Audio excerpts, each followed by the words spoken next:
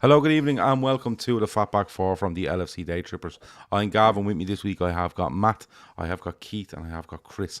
Shawnee is off in Italy enjoying himself. Emmett is out for, he's out drinking, I think, which is fair enough. Of a Sunday.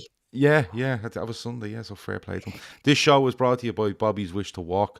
We are €1,400 short of his €150,000 target. So, if you want to now, the link is in the description. You can go in there, click on the link really quickly, make a donation, and come back in and watch us. Or you can copy the link and send it to all your friends and family while you're sitting watching us, which will be great. We will remind you at the end.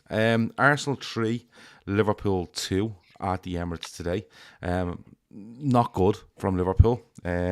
Decent in small periods, but overall Arsenal deserved the 3 points, I felt. There is a lot of talking points which we're going to try and get through in the next hour to hour and a half. If you're watching, hit the like button. One person has unliked us before we even open our mouth, so fair play, that's solid. I love the dedication. But if you're watching, just hit the like button while you're here. Hit it now or hit it on your way out or whatever you want to do. If you have not subscribed, subscribe as well. There's a little button there, you can subscribe, you can like, and you can put the bell icon on, so every time we come live you will know we're on. Loads to get through, loads to get through. But before we do, we always start off a Sunday night show with how was your weekend? Keith, how was your weekend up until 4:30 this afternoon? Yeah. Up until 4:30 this afternoon, it was grand. It was good. Busy weekend. You know yourself. Sat in watching The Masked Dancer on Saturday. Does anyone watch The Masked Dancer? No. Oh, my little one loves it. Never know any of the dancers when they take the masks off, but we're fully invested in it, and we're at the semi-final stage. That's the highlight of it. Definitely wasn't today in any way, but look, it is what it is. We'll get onto the football soon, but other than that, everything else was good. The Masked Dancer. We had The Voice, Tom Jones. I'm on a big Tom Jones buzz at the moment, Gav. Listening to an awful lot of Tom Jones, but old Tom Jones, not the new Tom Jones. Right. When he's singing like Sex Bomb and all that. Or not any of that stuff. I like the older stuff. Okay. The proper crooner. You're not a huge fan of the Sex Bomb era of Tom Jones. No, okay. No, I gave up on him on that. But Tom Jones, The Masked Dancer, The Voice, NFL. I was out at basketball and football with the young lad. Great weekend until just earlier on. Yeah. Ma, my team beat your team in the NFL today. Go Giants. But other than that, how was your weekend? Well, if I exclude being a sports fan, I had a lovely weekend. My wife and I had some old friends in town we haven't seen for a few years, so we got to spend the weekend with them. But on the sports side of thing, let's see here. I went to a CFL football game on Friday, which was cold, miserable, awful, and my team lost. The Toronto Blue Jays finally made the playoffs, and yesterday suffered the worst home defeat in a playoff game in 120 years and are already out of the playoffs. And then I woke up this morning and watched the Packers lay a fucking egg at the Tottenham Hotspur Stadium. And then I got the joy of watching Liverpool. So I had a great weekend as long as I don't think about the sports teams that I support. Yeah, wow. Yeah, it was bad. Wow. It was real bad. Chris, apart from the Arsenal-Liverpool game today, how was your weekend? It was all right. So got to my nephew. My daughter got girl of the game, and unlike Liverpool, her team came up behind and won. So that was quite nice. And then it's been apart from that was shit. Fair enough. Anyway. Fair enough. Gav, how was your weekend? Mine was fine. You see, at the risk of being accused of not caring, right? I take Liverpool results hard, but I kind of just, whether they win or lose, I can very quickly get out of it and go on to the next one. Yeah. Because I can go quite high when we win, but I don't go too low when we lose. I was fuming for like a half an hour, and then it was like, right, on to the next one. Because that's the sort of season we're in now, in my opinion, and I'll talk about it later. But we're in that sort of season where, listen, this isn't good. We're going to have to sort it out. Do we think we can? We'll talk about that later, but I kind of get over it. The weekend's just made up of kids fucking doing all sorts of sports, isn't it? Like, don't they wreck your balls, don't they're doing too many. Like, my daughter was out playing hurling yesterday, and then she was out doing cross-country running today, and planning for next weekend. I'm like, give me a break, will you? Fucking every day this is. But look, it was a good weekend. Yeah, it was fairly relaxed and annoyed for about, not even during the game, annoyed for about half an hour after, and then I thought, right, on to the next one, because that's what we need to do. We just need to keep going. But as I said, we'll talk about it as we move along. So, first things up, the lineup. Liverpool went with the 4 forwards, and you know what? I thought it was the right thing to do. They'd won during the week. He sticks with what he knows and or what he has and what got him a result during the week. And you know, I didn't see any issue in going to Arsenal with the same team. You know, could we defend? Well, yeah, we'll talk about that in a minute. But you know, we had plenty of attackers on the pitch, some in form, some out of form. But I thought it was the right way to go. Keith, you're okay with the lineup? Yeah, I'm okay with the lineup. I think the 4-3-3 is just sort of got us nowhere. Do you know what I mean? I don't think we could. Put it this way: if we'd have reverted back to that, I think there would have been more doom and gloom at the start of the game. So to see him sticking with that was probably the right thing. Personally, I probably would have played Bobby over Jota, but that was just me. I just think he'd give you that bit more if you do need a bit more tracking back. But other than that, now it's unchanged, wasn't it, from Rangers? So yeah, happy enough with that. Chris, same for you. I thought the 2 Brazilian lads would have played, because I assumed Bobby and Fabinho were being rested against Rangers. But that's the only thing I thought might have changed from the lineup he picked. But otherwise, I thought it's all right. Hopefully, we have a good start. Yeah, didn't last very well. No, and Matt, the lineup, because I think everyone was happy with the lineup. I didn't see one person going, "Oh no, that's the wrong way to go." I thought they just went, "Fuck it, we're going to come out and go for it. Just go for it," and that's the team you have.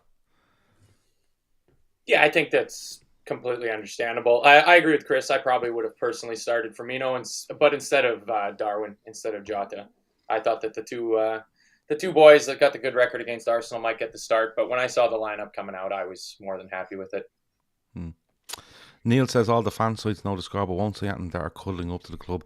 Let us know if you think that's us, Neil. And I can let you know if we've never had a single contact with the club. We've not made one request to the fucking club, and they don't talk to us. So just let you know if you think of this. But can I just say one thing before we move on? Yeah. Arsenal fans circle. Fan circle channel. He deserves it. He deserves it. And people are probably, keep it respect. He's always here he's here a while. Every night of the week. So look, you get in, you have a bit of crack, and we keep it respectful, but fair play. You know what I mean? We'll keep it decent. Yeah. No, listen, in fairness to him, Arsenal fan circle channel has been here a long time. Yeah. He's come on when we've absolutely. What did I say? Arsenal for life too as well. There's 2. Oh yeah. There's 2 of them. Yeah. But there's 2 of them, yeah, and they're in here all the time. I think Arsenal for life is here literally every night of the week. But they've come on here when Liverpool have battered Arsenal on numerous occasions and talked and discussed and stuff like that. And they're in here today after Arsenal get a win against Liverpool, and they're quite entitled to be. And I have to give them a shout and say fair play to them, because they do come in here on a Liverpool channel. And you know what? They come across really well, in fairness to them. Yeah. The game starts. And within a minute, Liverpool are a goal down. Keith, there's so much of this that can annoy you. It's a minute into the fucking game at the Emirates, and we're losing the ball, and we're backing off, and we're letting them play passes, and we're not coming out to tackle, and we're not tracking runs, and you're like, this is a minute into the game. It is a bit infuriating, Keith, because there's so many elements to this. Pick whatever you want over. But to go to Arsenal, who are flying at the minute, Liverpool are a bit fragile. You can't be that open, Keith, a minute into a football game. You just simply can't. And Klopp has said during the week we need to defend the shit out of every team we play against. This is 50 seconds into the fucking thing. Yeah. Can we talk about Tom Jones again? Because I just want to talk about this. Look, 50 seconds in, you hit the nail on the head there, Gav, because we knew, Klopp says it, you defend the shit out of everyone. We knew the threat at the Arsenal have, especially in wide areas. We knew you can't give the ball to the likes of Odegaard in the centre because they can cut you open. And 50 seconds into the game, we got absolutely torn apart and we're 1-0 down. And it's infuriating now because I can sit here every week and make excuses and look for positives and try to be as positive as I can about Liverpool. And we've had some good times. Do you know what I mean? Like, I don't think it's all doom and gloom. But when you see something like that happening after 50 odd seconds, it just it absolutely does my head in, because what's I'll always say, you know, that's a bad run of form. This team aren't done yet. They're not finished yet. They still have winners in there, but something's not right. And the fact that they can't hold out in any game now without going 1-0 down is bad enough. But to go to Arsenal, who are on a high, top of the league, best start they've had in God knows how long. Tony Adams is flying in Strictly. You know, it couldn't be better to be an Arsenal fan at the moment. And he might be the bit that gets them over the line here. That could be it. That's probably what they're missing. Do you know what I mean? But it's just another, you know, to give them that goal after, because what it does, to Liverpool, does it make a difference to Liverpool? We're used to conceding, but what it does is it gives Arsenal puts the wind in their sails, and it lets them know, look, these are there for the taking. Do I think they capitalised on it? I don't, but I just think that Liverpool, it's the same old shite every single time. And I don't know who's to blame for this, because I see the people blaming FSG. I'm not an FSG apologist by any means, but we have to start looking on the pitch. We have to start looking on the training ground. I don't know what name it said. You know, this is down to not investing. This goal today has nothing to do with the investment you have in the team. It doesn't matter if you buy all the fucking best players. If you come out and you do what you've done there today, this has nothing to do with the quality of player you have. Genuinely, you could send a conference team to the Emirates, right? Genuinely, you could send a conference team to the Emirates and tell them, will you hold out for the first 10 and see where we go? Genuinely. Yeah. You come out and you say, I'm right, okay, we might have had the ball, but we have our two midfielders that are meant to be in a 4-2-3-1. We're playing four strikers, and these two were ahead of the fucking ball. Ball to Saka, and all of a sudden, we're all over the fucking place. There's loads of elements in it. We go through them all, but like, this has nothing to do. Look, we've argued the investment thing down to the fucking ground, and we're all in agreement we should have signed one, if not two midfielders. Yeah, that's it, right? But when it comes down to this, you can't turn around and tell me, oh well, this is down to the investment. We just stop it. These are all professional footballers on the pitch, right? The goalkeeper you would pick, the right back, the left back maybe not. He's come in. Robertson's injured. There's two centre halves you would have picked. Left back, you can't have Blade. No, but what I'm saying is, you would have Thiago in your team, right? You can argue over Henderson, but where we are right now, you'd have Henderson in the team, right? Because of what we have around us, and you have four strikers in the pitch that you all love, right? Yep. So forget all that for a minute. This is a minute into the fucking game. Yeah. And they're beyond us. Saka is beyond us. Odegaard is beyond us. Martinelli is running beyond us. Their left full back is getting up there as well. Jesus, everyone is beyond us in 50 seconds of a game. It's just not acceptable, Keith. Sorry, I interrupted you there because I'm getting annoyed. No, I forget what I was going to say. You were talking about Tony Adams. No, you know, it's right. But look, I coach my young lads team. They're only under 9, right? And we walked this weekend. I know this is off topic and all that. We walked this weekend they play 5-a-side at the moment, about transitioning from attack back into defence and getting compact. And if you lose the ball up front and the other team turns it over, you have to get back into defensive shape to make it hard for the opposition to score. These kids are 7 and 8 years old, and they're learning about that. I look at these professional lads, these players, and they're just not doing what's the minimum requirement that's expected of them. If I was playing on a team and the confidence was low, the first thing you'd look to do was just get us sorted at the back, get us stabilised from the back, and try and go from there. And it doesn't look like Liverpool are doing that at all. Whether we have the players to do it or not, I don't know. I think we do. I just don't think we're using them right. I think there's question marks over some of the players that are in there, but I don't know if it's down to instruction from Klopp. I don't know if it's just players not putting in 100% or 110% maybe is what you need to play on that Klopp. I don't know if it's just a culmination of all these lads playing too many games and hitting the wall. I just can't put my finger on it, and it's absolutely baffling. No. Keith, hitting the wall, me bollocks. This is 50 seconds into a game. Yeah, if I know. 50 seconds from the end, in the grand scheme of things, this season. If it's 50 seconds from the end of a game, you go, do you know what? We've been fucking working hard, and they just chorus the god thing. John says Gav doesn't want to blame the owners. He's seen my replies to Jamie Holmes' tweet about the owners. It's all nonsense. Jono, Jamie told us that you need to look at the recruitment for this team, and I said, and this is exactly what I said. I said, first of all, well, you'd have to presume that the owners and Jurgen Klopp were happy with the squad that they went in with. And you can't just blame recruitment. You have to blame the owners if they haven't put money up if Klopp wants it. You have to blame Klopp if the money's there and he doesn't want to spend it. And you have to blame the recruitment if the owners want to spend money, Klopp wants a player and they haven't found one. You can't just pick out one single entity within a club every time something goes wrong. It's not like that. Because when we really do well, we all go, oh, aren't they great? And they great? Everyone's fucking great. But all of a sudden, when something goes wrong, you have to pick one entity all the time in every single argument. So it's not nonsense, Jono. And Jono, have you gone and checked from me the profit that Liverpool have made over the last 5 years? I'm waiting. Chris, it has to be said, right, that Odegaard gets too much space and he's not pressed. I don't think the centre-halves cover themselves in glory because they're just treading water. And then Trent, and I hate to say this, but Gary Neville, who I fucking can't stand, made a massive point about his positioning, his body shape, his awareness. He went through this thing for 5 minutes on Sky the other night, and it all came in one fell swoop when Odegaard's looking for Martinelli. Because Trent is just in the completely wrong. Everything's wrong about what he's trying to do, but I don't think he's the only one to blame in that, Chris. No, I don't think I don't think he knows which way to go because he can. There's a runner behind him, there's a runner wide. There's actually three on the right hand side.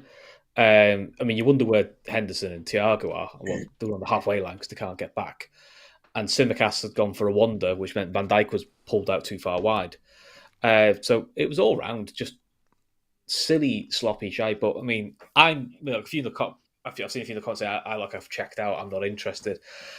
I've had to do all these post-match shows, and they're fucking hard. Do you know what? And they are fucking hard, and it's really hard when you start getting blamed for results, and you're going, there's no other ways of saying it. I'm with you, Gav. We can talk about the investment. I think all four of us on this have been on the pod and said, we probably should have bought at least one more in the summer. Cool. And I've said many times, we don't. The Klopp needs to find an answer. At the moment, the manager's not found the answer, but no one could have predicted at the start of the season Van Dijk would forget to fucking run and have some awareness, and Trent would fall off a cliff today, and Salah just is anonymous, So there's a lot of things we can't do, but yeah, we just poor, shitty football. I'm with Keith. My daughter played for an under 10 side. I wouldn't expect an under 10 side to do. I wouldn't expect an under 10 side to do. But you know what it is, Chris? Do you know what it is as well? We watched the Rangers game on Tuesday night. Well, last Tuesday night, wasn't it? Yeah. And we're all talking about afterwards how the two centre halves were aggressive. If anything was coming at them, they were coming out and they were aggressive. And it was just so passive from everyone. 50 seconds in, Chris, just so passive. Just you run there and you pass, and we'll just kind of hover here, hoping you do something wrong. There's nothing positive in what they're trying to do. It's all very passive. Yeah, but at the same time, to be fair to Rangers, they didn't have anything pace-wise that could overrun our midfield. They've got Martinelli, Saka, and Odegaard, who were just fast. The pace with them with Jesus, that's what got behind us, and that's what scared us. Rangers didn't have that. They had one fast lad, Morelos, who after one tackle wasn't interested in the rest of the game. So you could afford to be aggressive, you could afford to push really high because they were never going to hurt you in behind. Arsenal are a different kettle of fish, and just really, really, it's just really amateurish. It's a really amateurish goal, and I don't know. It's just because, unfortunately, I think you get a bit numb to it now. It's just the norm now, isn't it? Let's wait till we concede another goal because it's just the way it is now, and it shouldn't be that way. But you get a bit apathetic about it, going, "We'll go one down in 10 minutes." Why? Because we always fucking do. Yeah, Matt. Matt, it's a real fucking issue. And we talk about application and stuff like that, but I talk about application all the time because I just look and listen. People come back to me and go, "Listen, it's not application. They just don't have it in them anymore," and that's a completely valid argument. But Matt, come on, like Chris, Keith, they've kids playing football, right? Every training twice a week, playing on a Saturday or a Sunday, wherever it might be. And they know when they go out, even at that age, you go out and you say, even if you might be playing someone that's in a better team than you, or, expected to beat you, and you go, just keep it tight. Just do simple, basic football 101 things, man. And we just did not do that from the start. It's the first thing that a new manager does when a team sacks their manager and they bring a new manager in. The first thing they do is shore it up at the back. Stop shipping easy goals. Stop being easy to play against. Stop being easy to score against. And that's the point that we're at now. And it might be a selection thing. I mean, I agree with some of these people in here. We need to blame the owners. I don't think John W. Henry has the pace to play at center half for Liverpool. I don't think Billy Hogan is suited to play in the 6. The owners can't do shit. We're not in the transfer window right now. These are the players that we have. And you talk about, have they hit their limit? We're going to get into it, but it's hard for me to believe that all of the players that a year ago we would have classed as world class, best in position, have all hit the wall at the same fucking time? How is that possible? It's statistically impossible. So there has to be something that can be done tactically in the team. And Tuesday was green shoots to me. I looked at that and went, oh, okay, they're starting to adjust it here and it's going to be better. And within the first fucking minute, it was just out the window. We lost the ball off of the kickoff. We lined up and did our regular opening kickoff play where we put everybody on the left side and Matip drills it deep and he passed it right to Odegaard and they got the ball, but we got it back. And then we played around at the back a little bit and everybody rushed forward. One tackle from Saliba, bing, bang, boom the other way and we're down. It doesn't make sense. And look, Billy O'Flynn there says born out and stuff like that, and I get that to a certain extent. If you're asking players to go to the well, as people say over and over again, and you can point at Henderson, who I think looks leggier by the game, right? But this is the first minute. You know what I mean? You can't. You're saying stuff about it's impossible. It's impossible for a player to come onto a football pitch and be that passive because they're burnt out. I'm sorry. And it doesn't stack up to me because they have all these people in the science end of the game that can tell you literally within an inch of their life what these players are able to do or not able to do. And I'm sorry, but if you're a professional footballer and you cannot go out and chase or be in shape or be proactive in a defensive situation 1 minute into the game and you look to think because that player's burnt out, I'm sorry, there's just no point continuing because that is fucking insane. And we're going there. Arsenal on a really good run. They won 7 of their first 8, I think it is. 8 of their first 9 now. They'll be looking, and they would have been under a bit of pressure for me because City have gone above them, I think, for the first time this season. Yeah. So it was a bit of pressure on Arsenal to go, listen, we want to keep up here because you know what's going to happen. As soon as Arsenal lose a game and City go out right, the top of the league, with the same amount of games played, everyone's going to go, that's over. And people will just lie down for City even more so than they do on a weekly basis. So Arsenal had a bit of pressure on them as well. And we handed it them on a fucking play. But you know what? We kind of dug in. It wasn't a great game from there, to be honest with you. I didn't think. I thought it was a bit patchy. But then you have the incident with Jota. The penalty claim against Gabriel, wasn't it? Gabriel. Yeah. And Keith, I'm not making any excuses for this result, but that's a penalty kick.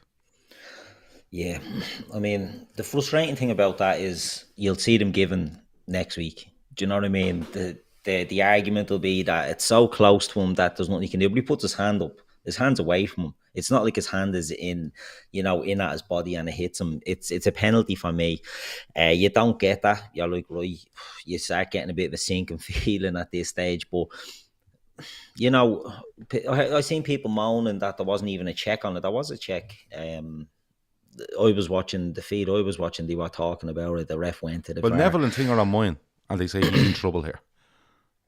Yeah, and it looks like it looks as handball as handballs can be. Even from the first angle of it, when it's a good bit away, you look at it and you can see it hits the hand and it changes direction, and you're like, right, this is a penalty, and it's not given. But I can't use that as an excuse because if it was against us, I'd be arguing your way. Do you know what I mean? I'd be saying, well, it's a bit too close. It's this, it's that. No, I don't but think the the reality closest is it's the natural figure of a player. Yeah, the hand is out. So it doesn't matter that he's standing beside him. It doesn't matter that he's standing beside him. The hand is out. And that's what I'm saying will be the case next week when one is given the exact same way. Do you know what I mean? It'll be, but the hand isn't in a natural silhouette and all this shit. So I think it's, you know, it's one of them that I don't like it. Arsenal Fan Circle channel says these are the new rules that muddy the water. I agree. And it's still subjective. It's still, Klopp says it in his press conference, didn't he, after the game? You know, if two referees think it's not a penalty, they must be right, sarcastically, I'm assuming. Because it's still referees. And especially in this case, Darren England was the VAR. Michael Oliver is the ref on the field. He's not going to overrule him. Do you know what I mean? So there's still that cozy element thing that goes on about, there. Yeah, but this is the thing, Keith. It's not about overruling, right? Michael Oliver sees something. There, yeah. Michael Oliver sees something where the linesman's looking straight at it, by the way. But Michael Oliver sees something where the ball hits him, it goes out, it gets cleared. I think it goes for a throw in, right? You're not overruling the ref. Yeah. You're just going to the ref's here and going, listen, I'm actually having a look at that because I don't know what angle you've seen, but I'm going to look at this and I might need you to go to the screen. The natural silhouette of a player is, if your hand is out there as a defender and the ball hits it, it's a penalty kick. Yeah. It stops the ball going towards the goal. It's a penalty kick. Now, exactly. I'll say it again. That's not making any excuse for Liverpool's performance today or the result. I think Arsenal deserved the 3 points. But I just think it's a penalty. Chris, would you argue? I don't even think I'd argue the other way now because I'm so stuck in the way of this is what they've said and that's what's happened. So it's a fucking penalty. You just have to take it, Chris. Yeah, I thought my initial reaction when I saw it, I thought it was a penalty. I've seen a few interactions with the chap from ESPN who always does the VAR. Yeah, Dale.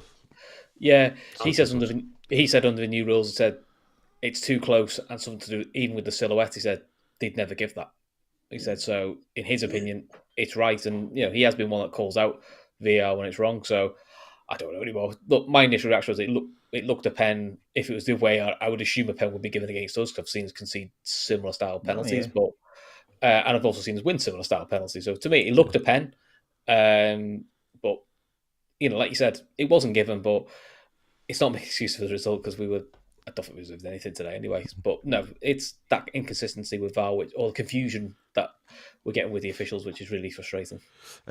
Sean with a super chat says, use the Bellingham money that we're supposedly going to spend on Gio Bellingham. That's another issue. On maybe 2 or 3 players. I don't know why everyone is so focused on him when we need a big freshening up in a lot of the squad. That's something we'll look at later, Sean. But I did read it out now, so I did not forget it. Somebody else says, Gav, thoughts on Arteta before the show ends. Owen says, what an absolutely incredible job he's done. I don't like him. I'm open about that. I don't like him. Yeah, he's done a really good job. I think they're in a brilliant position. I think there's more tests to come for them this season. I think he's going to write off the Europa League, which is probably the right thing to do. But I still think for me, Arsenal have caught a few teams on the right day. You know, it'll be interesting to see them when they go away to the likes of Spurs, Liverpool, City twice, United possibly, a few other teams. But yeah, he's right up there, but I still don't like him. I don't think he's done anything special at Arsenal, but he might do at the end of the season. Matt, penalty or no penalty? I mean, it's 100% a penalty. He's doing American Sign Language clapping with his hands up like this. That's not a natural position for the ball, and it keeps the ball from going into a dangerous position in the box. Like, I understand if it's super close range and you've got your arm down at your side, that shouldn't be given a penalty. But to me, that's a penalty all day. The natural position for that player to have his hand is not up beside his head. Simple as that. Yeah. There's no way he's going to defend the ball. You don't put your hand up to the side of your head. It's a penalty. But we don't get it. We just don't get it. Keith, Darwin Nunez has come under a lot of I don't know what the word you call it. Something's absolutely pathetic. But he's under the spotlight an awful lot. I thought he played really well in the first half. Some good runs. He has a good shot. Ramsdale saves, and then he gets the equaliser, and it's good work by. It's a misjudgment by an Arsenal defender, to be honest, from a Trent ball. And Diaz was really well to nip in there, puts her across the goal. across the box, and it's a really good finish one. I was delighted from Keith, and maybe that's something that he needs, because I did say during the week, it looks to me like he just needs one, and he might get a little run going.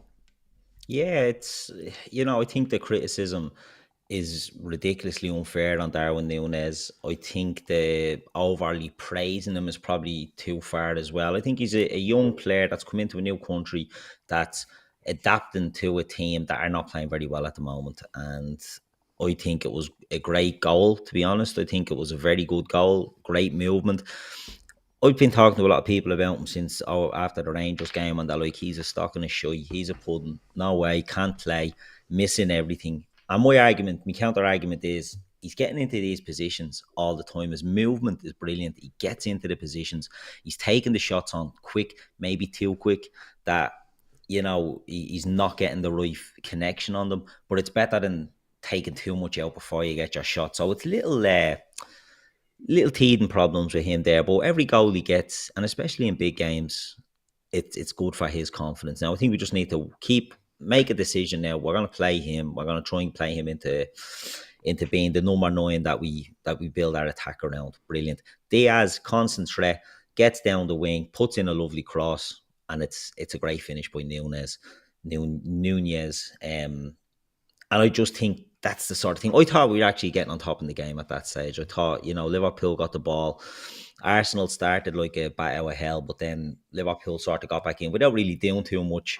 They were starting to get back into the game, and that was, I'd say, a fair equaliser, in my opinion. I thought it was what Liverpool deserved at the time. I think, they were the better team at that stage, and I think they deserved that goal.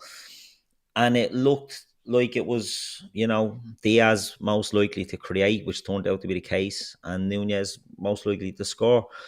And I was delighted with that, and I thought, right, let's just get to half time and see what we can do from there. But happens. Chris, it's a really good goal. It's a really good goal for that player. Diaz has looked the most likely for us this season in a forward position to create, and he does that again. And Keith mentioned something there. We're probably starting to get on top in the game, and when we get that equaliser, I'm thinking, right, forget the first minute thing. It's over. We've had a couple of efforts. We've scored a goal. It's 34 minutes, I think, we equalise on. Let's just keep this going till half time and silence them a little bit. But that's probably the only positive to come out of the day for me, is that Darwin Nunez gets a goal. That's all I can say in it, Chris. The only other positive I can think of, I actually thought Jota did all right actually today. I thought he was involved in, we'll talk about the other goal, I think he's involved in that goal, so I think it's his flick on that gets to Diaz. But I was made up for Nunez. I agree, he's had some over-the-top criticism because his name's not Haaland, and I think that was just always going to happen because he's big money signing, so he's always going to get compared to him. I agree with Keith, though, there is a bit of overpraise of him. I think he's been industrious. I think that's the politest way of putting it for the last couple of years. He's at least given the defender something to think about, and he's always in the right position where you'd want him to be. Yes, you'd like him to be a little bit more clinical. I think that will come. But the early signs of him are good, from the 3.5 games he's played for us. So, look, it was good for him. It'll give him some confidence, and it's a big goal because, at least both his goals he scored for us in the league have been equalisers. So the goals that make a difference, they're not like the 5th and a 5-0 win, which they're a bit stat paddy goals. They don't really make much of a difference to the results. I'd love a 5-0 win, Chris. I'm not going to. I don't know, but you know what I mean. Love a 5-0 win. Stat pad away all you want. Yeah. No, but you know what I mean. I like a striker who most of their goals are the equaliser, the win, the opening goal or the winner. That's kind of what you want for him. So look, I think with Nunez, the sides are there, but the problem we've got is, we're chopping and changing the sides so much because of injuries, because of basically shit form. It's hard for him to build relationships with anyone. And, Mo Salah was pretty quiet, but them two normally have a bit of a link-up play. But at the moment, the concern for Liverpool is when Diaz went off, I think it's a massive dimension we've lost out of our team. Matt, we've kind of covered it there, but we are happy to see him score because I just think the emphasis on him, and the spotlight on him in the media is just a bit mental, and he really enjoyed that one, in fairness to him.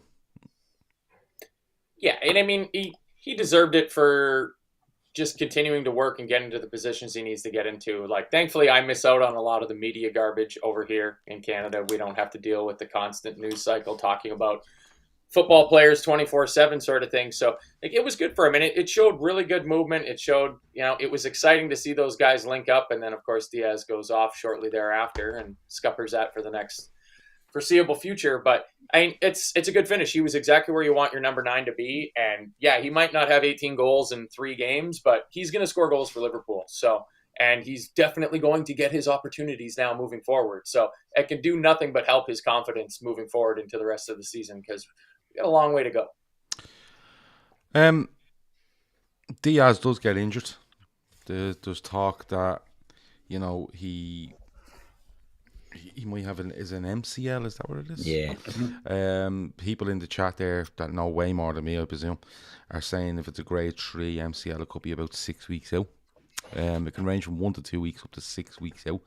That'll be a huge loss, because as I've said, I think he's probably been our most impressive player with him and Alisson, I think, this season. So with a bit of luck, he's due a scan. So is Trent on an ankle injury. They're both due scans, and hopefully they aren't too bad, because as much as you can slate Trent for his form and stuff like that, and in another sense you don't want to lose Diaz because he's been in quite decent form, there's still 2 more players you don't want to leave or lose for a period of time. We're talking about getting to half time, and we don't. Of course we fucking don't. And again, we're just so exposed off an attack we have. And I have to be honest with you. Yeah. Take him out. Just put him in the crowd. Keith. And take the yellow. Yeah, but Keith, the ball breaks, right? The ball breaks. Arsenal are moving with it. Okay. Trent is following Martinelli, isn't it? No, not Trent's following. Henderson is following Martinelli. Yeah. Trent is in the middle of the pitch, looking at, I think it's Jesus running off the back of him, and that should be his man. You just watch him, continuously watch him, because I think it's actually Jota trying to get back at the back post, right? Which is fine. They're absolutely trying to get back. That's fine. Martinelli turns in, gets down the left hand side, and Trent decides that he's the man in the centre of the pitch, but he's not going to be the man anymore. He's going to take a massive 25-yard sprint across towards Martinelli, who's in the process of turning inside Henderson. He does Henderson quite well, in fairness, right? And just runs past him. Just literally runs past. Doesn't go near the ball. Doesn't go near Martinelli. Just runs past the whole incident. The ball gets put across. There's actually, I think it might be Thiago getting back in. That kind of puts Martinelli off. It goes across the box, and who's there but Jesus in the middle, not on his own, because someone else is being attracted to him then, because Trent's gone missing, and Saka is in at the back post. And Keith, we talk about the 4th minute of the game, but this is important. You're back in the game, you're slightly getting on top, but it's okay to get at 1-1 at Arsenal. The form they're in, the form we're in, get in at half time, regroup a little bit, and iron out a few issues. But what in the name of fucking Jesus are we playing at? This game goes in a pattern, right? So we can see that the worst possible times on all 3 of the goals, right? 50 seconds in, boom. And they'd gone in at half time. What was it, 40? What minute were we in? About 48? There was 5 minutes of injury time. Yeah. It's the last kick of the game. It's the last kick of the first half. We have a free kick, and we're sending everyone up for this fucking free kick. Do you know what I mean? And we're getting caught, and we're not getting back, and it's so fucking infuriating. You're right, Trent is in the middle, where the fullbacks tend to go, isn't it, when they're defending the set pieces? Yeah. But he makes the stupid fucking decision to run across, and as you said, just run past Martinelli. Everyone knows what's happening here. Do you know what I mean? But if Martinelli is putting that ball, Keith, if he stays on his left foot, Martinelli puts it across the box. If Trent stays in his central position, he is probably favoured to clear it. Okay? But Trent needs to look around and go, well, if he pulls inside Henderson here, there's fellas making their way back that might get a tackle in or a block or just put him off. And I'm still central. I'm defending my goal. That's all you need to be. In the position to defend your... Listen, if Martinelli plays one into the feet of Jesus, who flicks her up and smashes it in the net, you go, well, listen, I was in the position, he just fucking done me. That's fine. But to run out of the central part of the pitch over and not do anything. Yeah. Like, he literally ran past the two of them as if he was going past them to go, as if he was going to shop. He was like somebody running past two strangers that were having a chat on the corner, and he just runs by them as if he's going to the shop. It's fucking insane. It's ridiculous. It's ridiculous. And I just can't get over it.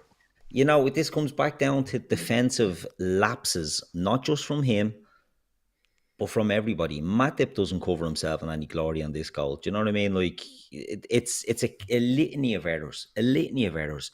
From the fact that they don't get cleaned out twice in that break, there should be someone taking down any Arsenal player that's anywhere fucking near the ball.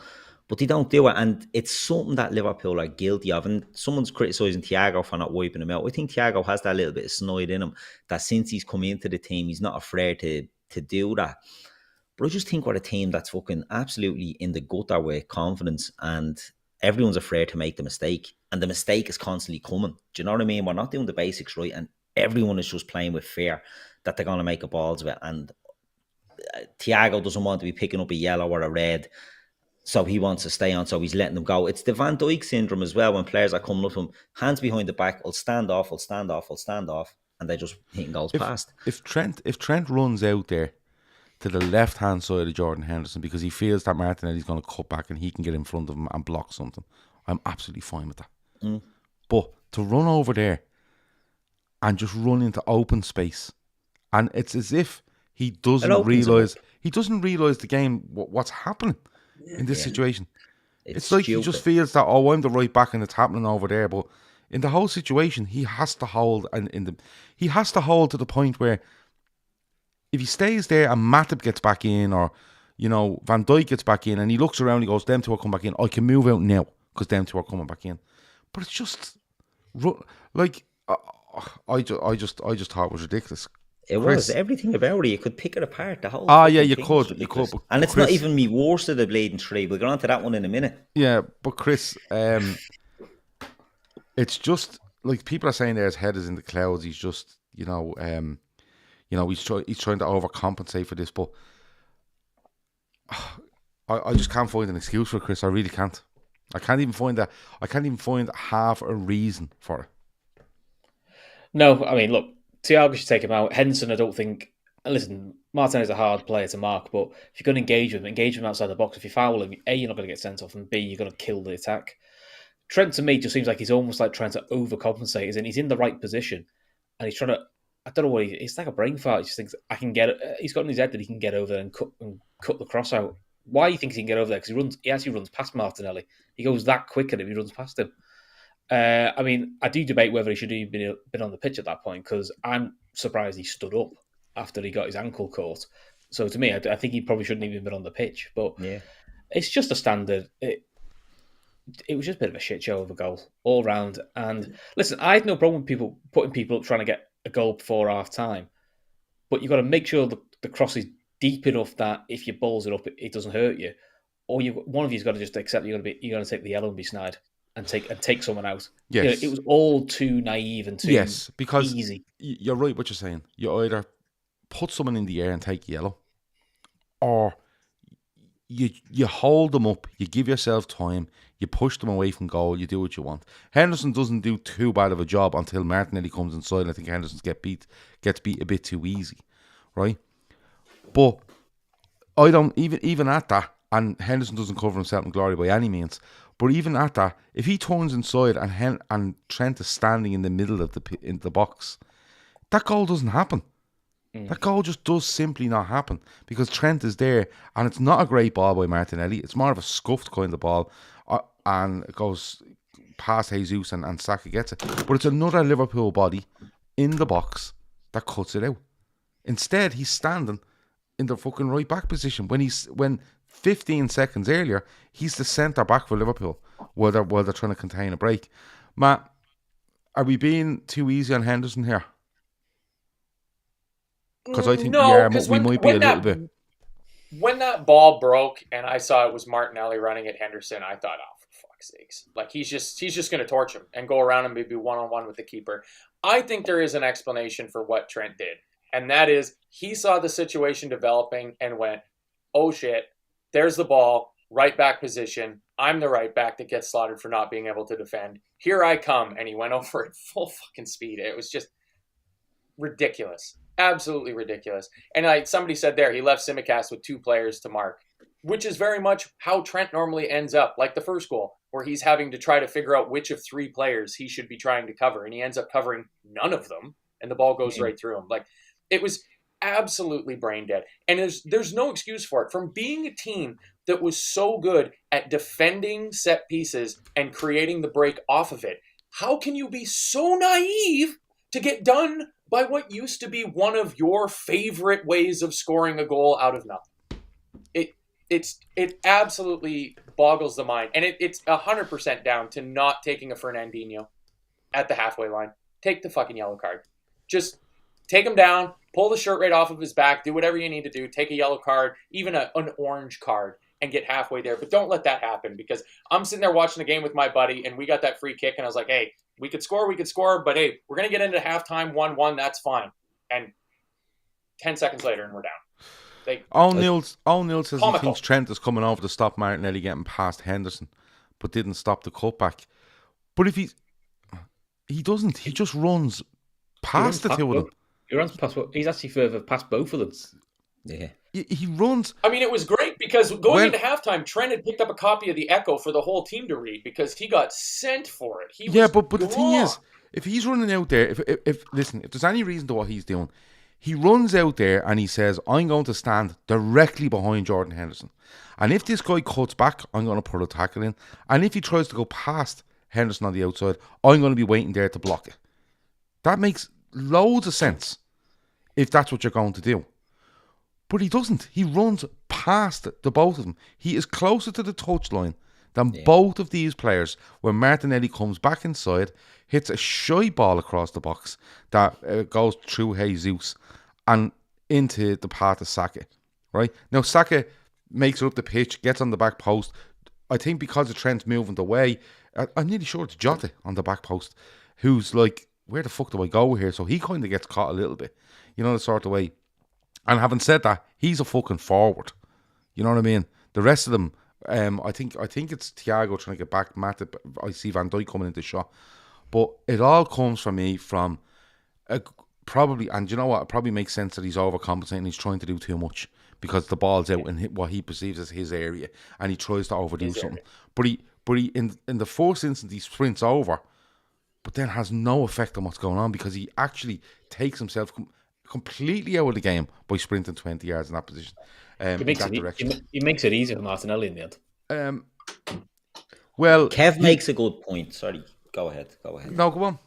No, Kev makes a good point. All Henderson can do is slow him down, waiting for the help to get there. So I don't think we can be overly critical on Henderson when it gets into the box. We can be critical of Henderson for not taking him out maybe before it gets there. But, Henderson's just on the cover, and I just think Trent doesn't have, and it's mentioned down there, Real Talk Football says Trent doesn't sense danger, and that is the nail on the head for me. But he tries to not sense a natural it. defender. He thinks he's sensing it, but then he goes. But then he's sensing the wrong danger. He compounds because he's not in that position. Like Paul Smith says, for crying out loud, danger when he's covering centre half. Paul Smith says, for crying out loud, stop making excuse for Trent. Are you listening to this? Is this that's a blatant wind-up merchant, Paul Smith. Are you listening to this? On, we literally hammered him for the last fucking 10 minutes. But we're trying to make reason. It's okay to try and make reason for what someone's done, right? But what Trent does there for me, if he makes that move and stands behind Henderson to say, right, whatever way this fella goes, I'm going to help. But he does no help whatsoever. Henderson tracks him, makes it too easy for him to come inside. He should actually just not stop, but lay off a little bit where you go. Just give him the window to go out on the outside, and if you have to clatter him. You mightn't even get a yellow card for trying to clatter him. I'm trying to block across. Yeah, there's a free kick. All right, you don't know what's coming from the free kick, but maybe I'd probably a little bit go ahead and just go, you made it too easy for him to come inside and open up the angle for himself. But other than that, do you know what? It's game management again. We're all looking at that clock, and we should be looking going, right, we send a couple up, that's no problem. But leave Trent, leave Henderson, and leave one other, and maybe another fella just in front, i.e. Thiago, and say, we're not getting caught here. And that should be our outlook on these things at the moment. Right, listen, last year we could go, listen, just leave Trent back there and maybe Simicast, right? Because our lads will, usually when the ball dropped out, we were all over things like a rash at the edge of a box, and we win it back and pin teams in. We're not doing that now. So we need to go and say we're putting 3 back there and 1 in front, right? And there's a guy taking it with 5 in the box. That's what we're doing. It's simple as that. That's what we're doing. That's where we're at the minute. And it's a fucking shit show to go in at half time 2-1 down. But we do. Chris, I'll come to you first on this one, because Firmino obviously has to come on for Diaz because of the injury. And again, we're waiting on news of that, and we'll probably get that in the morning, all right? But Firmino comes on. Liverpool are passing it about. Arsenal actually started the second half really well again. Liverpool can't hold on to the ball for me. But goes into Henderson, he advances with it. Nice ball to Jota. Firmino makes his mind up, put it in there, and he puts it in there. And it's a brilliant finish. When that ball's running down the side, a left foot finish to control it across Ramsdale like that is really, really good. And again, Chris, you're thinking, right, we're back in it. We've got a goal. We've had to make a sub and enforce up, but the fella that's come on has fucking scored. It should really push us on, Chris. Really good goal, though. Really good goal. Yeah, really good goal. I mean, that's like 10 in 17 now. I think he now has the record for the most goals for Liverpool against Arsenal. So this is his club. And he's now got 6 goals for us in all comps. 6 goals in the Prem, sorry. So Firmino's been one of the few shining lights of this season, which, let's be honest, we know none of us would have put that at the start of the season, that Firmino would be one of the shining lights. But yet again, you thought, if I'm honest, got away with the first 5-6 minutes of the second half, because again, I thought Arsenal probably should have got themselves 3-1 up. Yeah. Get ourselves in at 2-2. Thought, right, we've sort of done a bit of a smash and grab, because I think both second goals came a little bit against the run of play. So he thought, right, now regroup, now think. And I was thinking, I wonder if we bring a Fabinho on now and just go, almost like, should we just take the 2-2 and just accept it? But we'll come into it later. It's just it's one of the very few glimpses of what Liverpool can do. But as we've been saying too much this season, it's only glimpses. We're not seeing any sort of consistency at the moment, which is really infuriating. I really like the goal because of the run Firmino makes. There's an awful lot of time where Firmino would look for that off Jota into his feet and then look to get Salah involved, or whether it was Diaz on the left or going back in time, Mane. But he doesn't. He really makes Jota's mind up, because Jota actually lifts his head and looks and goes, oh fuck, he's gone. I have to give it to him.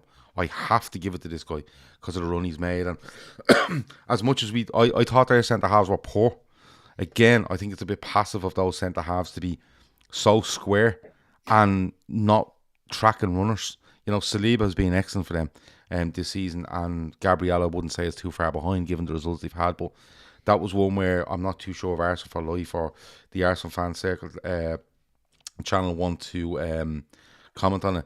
But I thought their centre halves were poor, but Firmino makes his mind up, put it in there, and he finishes it so well because it's right in against the bottom of the post. Like, it's a really, really good finish. Matt, I want to talk to subs, because a lot of people feel that the subs made us weaker. Do you go along with that? Yeah, in a way, because, we took Diaz and Trent off for Firmino and Joe Gomez, who's playing out of position. So for just the 2 subs that covered for the injuries, of course that made us weaker. Like, Luis Diaz has been our most... Trent no, on paper. On paper, you look at those subs and you just look at it in the match report and you go, oh, geez, you had to take Diaz off for Firmino and Trent off for Joe Gomez. That's bad. But the 2 players that came on, they weren't poor. I thought Fabinho was poor when he came on, and I think that Harvey Elliott looked lost as all hell in this formation. It was a bit of a scramble of where exactly our players were playing. Like, there's one thing going from our tried and tested 4-3-3 into this 4-2-4 or 4-2-3-1, 4-4-2, whatever it is. But it seemed like when Harvey came on that it was just kind of like throw your hands up in the air. Maybe he can create something. And it just, it was pretty exasperating. And I think a couple questions need to be asked about what was the plan with the substitutes? Like, what were we trying to do? Were we trying to just see out the 2-2? Because it didn't really look like it. At 3-2, I'd rather he'd thrown Carvalho on than Elliott, because Carvalho's, in the few games he's played for, has shown he's got a knack for getting a goal or creating a chance off the bench.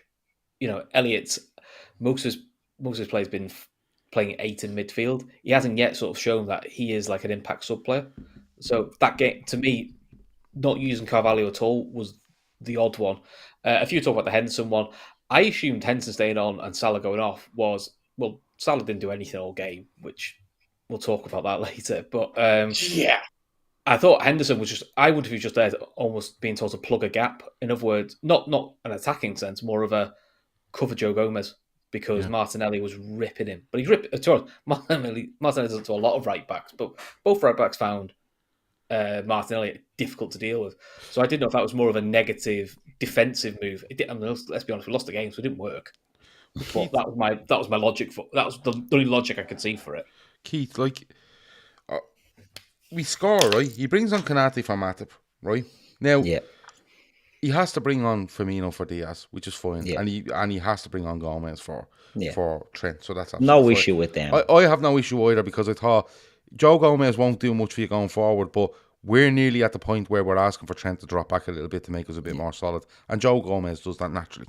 All right, just the player he is. He's not a marauding right back, quarterback style right back, whatever it might be. But then he does Fabinho for Salah, right? And someone in the chat would have been probably one of the Arsenal fans said when he seen that, it screamed that he wanted a draw. But was it justified to change? Because he's changing the shape a little bit for me. Then he's getting Fabinho, he's getting Henderson, he's getting Thiago in there. But just on Salah, he does nothing in the game. Poxy. Nothing. Brutal. And I did see, not just this game, but I did see someone say there, taking him off was criminal because there was just no pace there. But he didn't use his pace once in the fucking game up to that. So could you understand the reason behind it? I didn't understand the Elliott for Jota one, I'm going to be honest. No. To be honest, they're the two. Konate, I could understand the Konate one a bit, because I thought Matip was absolutely poison as well. I think, the Bobby one, the force from an injury, Bobby scores a goal. Can't argue with that change. I think the Trent one, it's right. Look, I'm screaming out for this because we need defensive stability, and I don't think Martinelli roasts him that much, to be honest. I think Martinelli, the type of player he is, will always get the better. And he gives Martinelli a good belt as well. But that wasn't happening. Do you know what I mean? And that was needed. So I was happy enough with them too. Konate for Matip, I was happy enough with. No issue with Salah getting hooked, because he was fucking dreadful, right? Dreadful. Passio says there as well, we are down to one winger in the squad. He probably wanted to save his legs, but... Well, if he's your winger, the Arsenal fan channel, a great point there earlier. Arteta deserves credit for putting Tomiyasu, a right-footed player, on him. How easy is it to suss this fella out? Because he's hugging the touchline, he's cutting in. That's all he's doing. Now, I don't want to give him too much stick, but it was said in the chat earlier as well, again, one of the Arsenal lads said it, is this an Adebayor, or not Adebayor, what's your other fella? Aubameyang. Where you're given that big whopper contract and you're not getting... We have not seen a fucking scratch out of him yet, but it's not down to the contract. If that was going to get this, it's not down to the contract. No, I don't think it is. It's gone since the AFCON, in my opinion, when his troubles have started. He needs to start producing for us, Bukav, because he's we were talking last year about Blade and him being the best player in the world. And I want to apologise to the real best players in the world, because I got swept up in that. He is not playing good. He was, in my opinion, I'd say one of the worst two on the pitch today. One of the worst players out on that pitch today, Mo Salah. Ineffective, uninterested, done fuck all. Now getting to the sub, was it the right thing to do? People are giving out about Henderson going out onto the right. He done more on the right than Salah did. Do you know what I mean? But John asks, when did he question the coaches for how they're using Mo Salah. There's no way he wants to be stuck to that sideline like a traditional winger. He's the whole to play that way. He spent his whole Liverpool career like this. Yeah, but I know where John was coming from. Salah looks to me like he used to drift inside. He'd pick up positions fairly close to the central striker when he played a natural tree up there. Yeah. And now he does look like he's just in a very tight corridor. How much of that is down to coaching and how much is down to Salah? I cannot believe that the Liverpool coaches are telling him to get wider because he's not right-footed.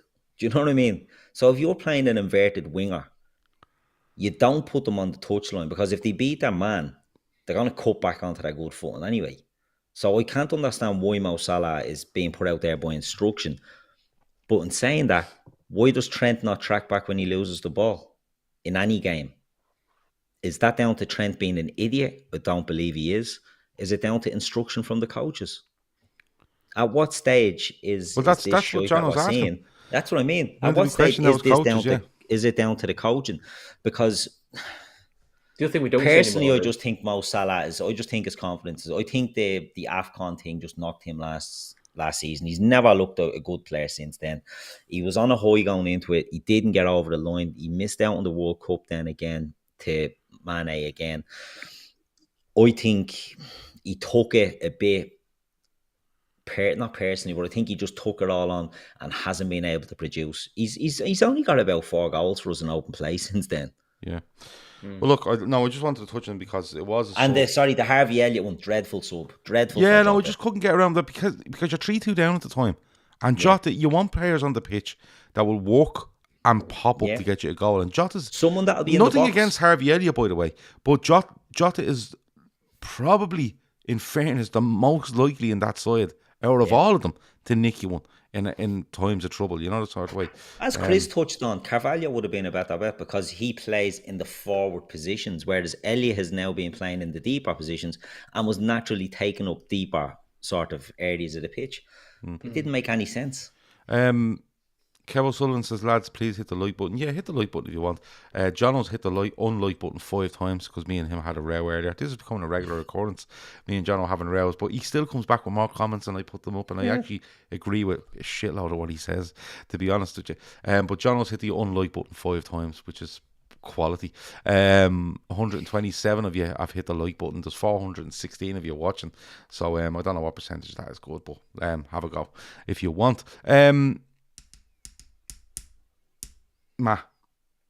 The penalty. I don't want to say it was coming, but Arsenal were really turning the screw. Really, no. What I mean is, I didn't think the penalty was coming, but Arsenal were really turning the screw, right? And I was looking at it, and I kept thinking back to Thursday night where Arsenal played a shadow team in the Europa League. We've had a couple of days rest. We haven't really. We played on Tuesday with a full team, and it might start to show. And that's probably why he's made a couple of those subs as well. But like we've talked about first minute goals, last minute in the first half. But this is just like, can we please fucking kick the football far? Just kick it really far, and we'd be absolutely fine. And then you're asking yourself, does Jesus go down a bit easy? But then I was thinking back. Do you remember the one that they gave against us at Brighton? Danny Welbeck and Andy Robertson. And when he went down and he gives us, he's never overturning that, just on the Danny Welbeck thing. But we had chances to clear it, and we are under pressure. And again, you have to give credit to Arsenal because their tempo was really good. They showed intent. They were trying to get around us, behind us. They were trying different stuff, and all credit to them. But just kick the ball really far, Matt, and we can fucking regroup. Yeah, in general, in the second half, there was only ever one winner from that game. Like, if you look at like the possession stats, you know, we edged it pretty big time in the first half. We looked like the better team, got hit with 2 sucker punches that bookended the half. You know, first touch and last touch in the first half, we got scored against. But other than that, we were decent. In the second half, Arsenal, without playing well, made us look like shit. It's the sort of thing that 2-3 years ago we used to do on the regular and love it. You know, go in, get a scaldy 1-0 or 2-0 sort of win, not play that well, and make whoever we were playing, whether they were mid-table or lower table, just look like garbage. And we look like garbage. And the defending that led to that penalty absolutely encapsulates that perfectly. I don't know what's like. You're just watching it, and at this point, like this game for me, I reverted back to a point that I haven't been at since maybe the very early days of Klopp, but definitely the end stage of Rodgers, where you're sitting there watching the game going, they're going to score. They're going to score. They're going to score. They're going to score. And there it is. So, yeah, it's a bit of a soft penalty, but we are the architects of our own downfall in that because nobody can just kick the thing into row Z and defend a fucking throw-in. It was pathetic. And once I saw the replay, you see the touch on his foot, and it's going to get given every day of the week. I wouldn't have been surprised if he didn't give a penalty, if VAR would have recommended he give a penalty for that, just simply because he touches his foot. But it should never have gotten to that point anyways. But, I mean, the 3 points was nothing less than fucking Arsenal deserved because the way we played in that second half was dreadful. Yeah, I'm going to leave Keith to last in this because he got very upset about this penalty where we were talking about the other goal. So, Chris, you know, I think a bit of panic sets in. And, it's like watching kids play football. Yeah. They're all just swinging feet at things. Fabinho makes an awful attempt at fucking clearance. And Thiago tried to give the penalty away earlier. You know, he took a swing. Are you comfortable it's a penalty? I think it's one of those penalties that you get today. Yeah. Okay. I think it's one of those penalties that, if the ref doesn't give it, VAR doesn't overrule that. Yeah. It's soft as anything. I think it's one of those where the on-field decision is going to stand. Yeah. Because you haven't got enough of an argument to go the other way. Sort of thing. Exactly. Yeah. I think the reason it feels soft and also a bit more of a kick in the teeth is the penalty that's not given the other end, which feels more clean cut. Mm-hmm. But also, I agree with Matt. Arsenal battered us second half. It felt like it was coming. If they hadn't got the penalty, I still feel like they'd have scored later, and it's a really depressing thing to say, but it just felt like it was coming. At 2-2, you thought, what we're going to do, and we just sort of wilted. If anything, we are becoming what we used to mock Arsenal for. We are becoming the softest of softest touches. Oh. Yeah. And it's not... Do you know what? I don't know if it's soft. It's just... It's so out of character. You know, like if I look at those players, Chris, right, and I say to myself, I look at them and I'm never going to tell you Van Dijk is soft. Matip, Konate, Tsimikas isn't soft. Put his foot in, he knows what he's all about. Joe Gomez is a defender, first and foremost. Thiago is certainly not soft. Henderson is physical. You know, and I'm nearly afraid to say anything about fucking Henderson because it just turns into an absolute circus, right? And I get where you come from, but it's just saying that performances this year they've shown that. Yeah, and I suppose it's the way you interpret the word soft. When I think soft, I just think, it's so easy to get by you there, so easy to go through you here, so easy to go through you there. And listen, that could be an absolute point on Liverpool at the moment. But that lead up to that goal, it's just like these players would just eat that up fucking all day, every day for the last 4 years. They just eat that up. Just that's in the box. Yeah, we're fucking getting rid of it. And do you know what we do? We get up the pitch, we might win it on halfway, or we get it and we'll play it around for a minute or two, and then we'll hit you with something, and then you'll be going, fuck, can we go forward like this? Because these are just absolutely dangerous. And I think it's a combination. It's a combination, of us being unsure of ourselves and other teams going, just have a go. Have a go, because there is something there. And we're giving off these vibes all the time. And it's not like teams are playing brilliant football to play through us. They're playing very basic stuff, and we don't seem to be doing very basic stuff. And it's nearly like it's below us at times, and that's what kind of is annoying. Keith, go on. I hated this, right? I fucking hated this, right? Because first off, it's a penalty, right? Soft as it is, it's a penalty now. And the Brighton one is an example of why it's a penalty. And years ago, we had another one. Shane Long, our mate on the friend of the show, Shane Long, got kicked by Skirtle, I think it was, in a game where there's no attempt to foul. He's not looking to hit the player. The player gets his foot in the way and the contact is made. I think Jesus takes a step before he goes down. Like Danny Welbeck took about 5 steps before he decided to go down, for a big long knowing walk. that it gets called back. But to be honest, in the modern the modern day, that is a penalty. The problem I have is what's being touched on.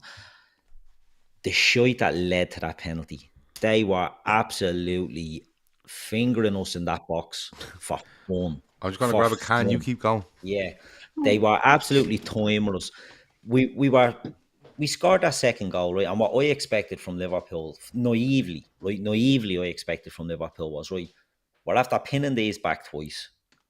Let's just get on top now. Let's just keep it tight and let's look to break on them at the end. Instead, we gave the impetus back to them. And you could argue, and the Arsenal lads in the chat will probably argue and say they took the impetus back. They took the game by the scruff of the neck, which is, to an extent, is true. But we definitely fucking handed it to them. I mean, where do you start on the penalty? Not even the penalty, sorry. There was about 3 or 4 phases of that. It was constant pressure. Arsenal were just turning the screw, and Liverpool were allowing them to do it. We weren't helping ourselves out. We weren't getting out of the box. We were hitting scuttery little balls that were just going to their players. It was like pinball. It was like the goal against Brighton last week. Yeah. Where the ball's bouncing around on the edge of our area, and it's, how can you not get rid of it? Just kick the fucking thing. Yeah, exactly. There was no composure to get that ball out of there. It was wild. It was snatching at this and just bleeding players that you expect more from. And that's the thing why I'd say I don't believe these have all... I see a lot of shit about, is this the end of the cycle and all that? These players haven't all fallen off a cliff together, but I think there's a mental fatigue after setting in with them. And you're looking at players like Fabinho, who is atrocious at the moment. You're looking at Thiago, you're looking at Henderson, you're looking at the centre-backs. Nobody's taking charge, they're just ball hopping around here, there and everywhere, and eventually the penalty is given. Because if you don't, good teams, attacking teams that are constantly applying pressure get more penalties than teams who don't. And that's because they get the ball in the box and they're constantly trying to get in, and desperate teams are throwing feet out and kicking and doing that. It works out that, the stats bear out that the teams that have most touches in the opposition's box get more penalties. And that's a very simple fucking way of looking at it. And you're looking at that. It was a microcosm of all those years that we were challenging for league titles and winning leagues and winning Champions Leagues, and everybody's moaning about Liverpool getting soft penalties because you're constantly putting teams under pressure in the box, and tiredness sets in and a leg will come out, and we just looked absolutely shattered. We looked like we were on the sauce last night and got in late. All the players, none of them took ownership of it. It disgusted me. I'll just quickly on a keep before we move on to the last couple of talking points, but we've spoken so many times, Keith, about how many leaders we have in this team, how many captains we have in this team, and how many people, they all hold each other to such a high standard, and they really show that in games, our games, wherever it might be, if you watch training videos, wherever it might be. I don't know if enough of them leaders / captains are playing that role at the minute. Like, you can be out of form, you can be trying a new system, things can be going a bit wrong, but you'll always have those 4 or 5 players that are like, come on, just, but there doesn't seem to be much of that at the minute, Keith, where there's a lot of looking around. There's an awful lot of looking around where in the past you'd see players hammering each other, and not for mistakes, but just hammering each other for, don't let that happen again, or push on here, standards, or watch this. He got in behind you, don't do that again, but it doesn't seem to be an awful lot of that. No. There's no leaders there, and I don't know if it's down to all our leaders are going through maybe a little crisis in confidence at the moment. If you go through the leaders in the team, Van Dijk, it was said on this show before, is Van Dijk got one eye on the World Cup that he doesn't want to miss because he missed the Euros? Is he? And it's hard. It's a hard, Keith, as well, I suppose, that it's hard for you to shout at somebody when that person knows you're shouting at them and you're not fucking covering yourself in glory either. Has a bit of a domino effect on you, does it? Exactly. There's nobody there. Trent needs a rocket up him, but can Virgil give it to him at the moment? No. Can Hendo give it to him? No. Can Salah give it to him? No. Do you know what I mean? So there's these players that are all the leaders that we have. They're not playing well. None of them are playing well. And that's what's killing. Alisson is the exception to that rule. But other than that, it's poor performances. And before we do move on, I just want to say great penalty by Saka, because he scored a couple now. He missed a penalty for England, obviously, as we all know, in the final of the Euros, and I think he said at the time he never took a penalty even in training. Stepped up, took it and missed, and since then has scored big penalties for Arsenal. So he's an excellent player, that young fella, and it was a good penalty. But yeah, Liverpool short on leadership. No bollocks about them. Too soft, easy to predict. You know how to attack them. You know how to expose them. You know that at the moment we don't have the energy for a fight back. We don't have the ability to sustain anything to get us out of trouble. And as Brighton showed as well, if you can go 2 goals up on us, we have to work our stones off to get back into that. And even then, it's not good enough, because we don't seem to have it in us to see a game out. Yeah. How many more games are we going to let slip like this? Well, that's what I want to get on to now. And it's the same question for all three of you, all right? And it's simply this. We have Rangers during the week, we've City at the weekend, and we're fast approaching November 12th, when it's our last game before the World Cup. I want to ask you all the same. It's a double question, I suppose. What do we have to do over the next... It's only 4 weeks now until the World Cup, at the break for the World Cup. What do we have to get ourselves doing in that time? And between now and the end of the season, and I include both transfer windows, what do we need to do? What does Klopp need to do? What way does he need to approach this? Matt, next 4 weeks, 3 at the back.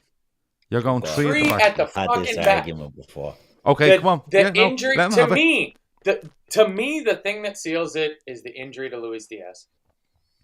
We're now short that extra attacker. We were pretty good in terms of squad numbers and all the positions of the field if you don't count injuries. And then half of our fucking midfield got injured. And it was like, well, at least we got these forwards, so we can play 4-2-4. We got all these forwards we can rotate. Now we got that injury to Luis Diaz. We got our center halves are fit and ready to go. We have 4 good center halves. As long as not knowing the extent of Trent's injury. If Trent is out, that kind of changes things, because you're going to have to put Joe Gomez playing right back, or in my 3 at the back fantasy, right wing back. But if Trent isn't injured, you play 3 center halves, you have your fullbacks out wide, you put 2 in the midfield and 3 up top, or 3 in the midfield and 2 up top. Bring Salah central and let him play small man, big man with Darwin, Nunez, and do some. We need to stop conceding goals. If we can't stop conceding goals, we are going to do jack shit this season. And the only way you can concede goals, if all your other fancy tricks or things, is more bodies in defense. And the only way you get more bodies in defense is if you go from 4 at the back to 5 at the back. That's, to me, I started originally in the summer saying it as a joke, but I honestly think it's now something that the coaching staff legitimately needs to look at, because we have bodies in center half. We have good center halves. And we can let our fullbacks roam and go and try to be offensive when the game state dictates that we can be offensive with it. But we need to stop conceding goals. I think it's just as simple as that. Because if you get scored against first every time, you're happy to get draws and lucky to get wins. We need to start getting clean sheets back. It's ridiculous. Okay. I'm going to leave Keith for a minute, because he's dying to jump on Matt's back and get him in a headlock and possibly suplex him. Chris, what do you want to see in the next 4 weeks? What do you want to see in that more distant future, I suppose? A bit of fucking belief would be nice. I generally can't think of a way of setting us up where I can't see a problem. Yeah. 3 at the back sounds great, but I don't think any of those centre-backs have played well once. I think they've all played shite. Kanate admittedly has been injured, but I just look and going, don't fancy any of them in a back 3 at the moment.